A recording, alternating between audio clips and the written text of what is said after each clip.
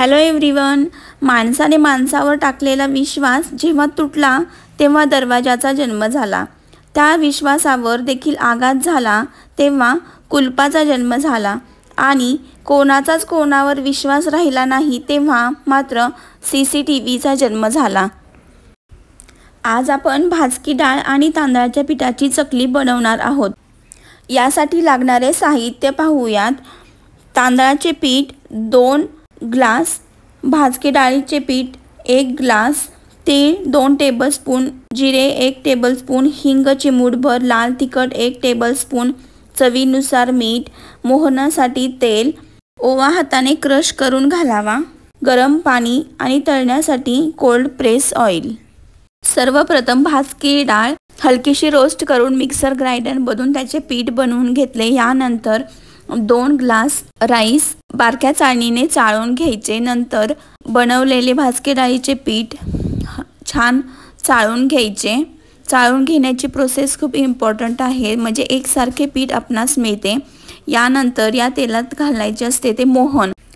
तडका पॅनमध्ये 1 मोठा स्पून कडकडीत गरम करून आपण तयार केलेले तांदळाचे पीठ व भाजकी डाळीचे पीठ यामध्ये ते कडकडीत मोहन घालून ते सर्व पिठाला चोळून घ्यावे। त्यानंतर त्यामध्ये तीळ, जिरे, हिंग, लाल तिखट, मीठ, ओवा असे घालून सर्व एकत्र छान मिसळून घ्यावे।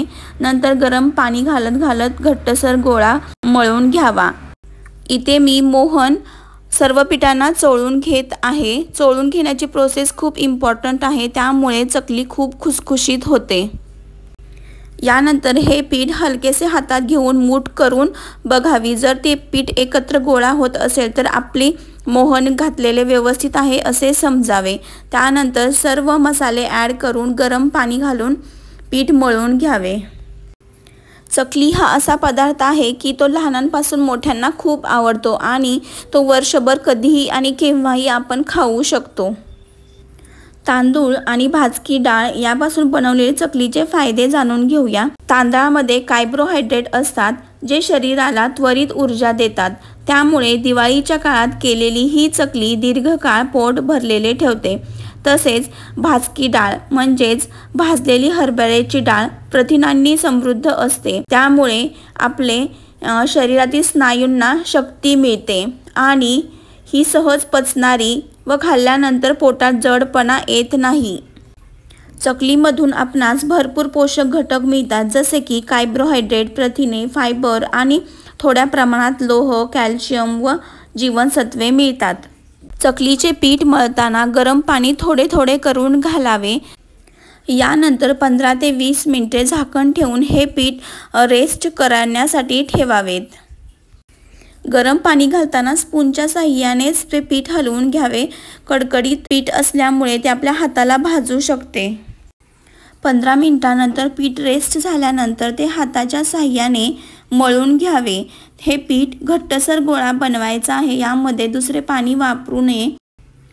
चकली ही अनेक प्रकारे बनवता येते, जसे की भाजणीचे पीठ तयार करून, गव्हाचे पिठाची उकड काढून व भाजकी डाळ आणि तांदळाचे बनवणे अगदी सोपे व न फसणारी अशी चकली आहे। मी इथे दिलेले प्रमाण वापरून जर तुम्ही अशी केली तर तुमची ही चकली खुसखुशीत होईल। चकली तळण्यासाठी स्नेहसत्वचे कोल्ड प्रेस ऑइलचा उपयोग करत आहे। या तेलामध्ये पारंपरिक पद्धतीने कमी तापमानावर तयार केलेले तेल आहे। यामध्ये रासायनिक प्रक्रिया नसते आणि नैसर्गिक घटक टिकून राहतात। या तेलातून आपणास vitamin E, omega fatty acids आणि अँटीऑक्सिडंट्स असतात, जे हृदयासाठी व त्वचेसाठी चांगले असतात। तसेच सामान्य तेलाच्या तुलनेत कोल्ड प्रेस तेलात धूर कमी होतो आणि चकलीचा नैसर्गिक सुगंध टिकून राहतो। तसेच या तेलामध्ये चकली तळली की ती खमंग आणि स्वादिष्ट बनते व तेलकट राहत नाही। कोल्ड प्रेस ऑइलमध्ये कोणतेही कृत्रिम पदार्थ नसतात, त्यामुळे ते शरीरासाठी सुरक्षित असते व हे तेल अतिशय उच्च तापमानावर गरम करू नये। मध्यम आचेवर चकली तळल्यास तेल जळत नाही आणि चकली कुरकुरीत होते। तळणीसाठी तेल गरम होत आहे तोपर्यंत मी चकली साच्याला तेल लावून मी चकलीचे पीठ व्यवस्थित मळून चकलीचा साचा भरून मी आता गोल गोल अशा चकल्या बनवत आहे। चकली तळताना खूप घाई करू नये, मंद आचेवर सावकाशपणे चकली तळून घ्यावी। चकली तळताना चकली तेलात सोडल्यानंतर लगेच न उलटता 1-2 सेकंदानंतर ती उलटून घ्यावी व चकल्या जास्त पॅनमध्ये सोडू नये, खूप दाटी करू नये। चकली बनल्यानंतर तुम्ही लोणी आणि चकली असे एकत्रित कधी खाल्ली आहे का? जर नसेल ना तर एकदा ट्राय करून बघा, खूप सुंदर लागते।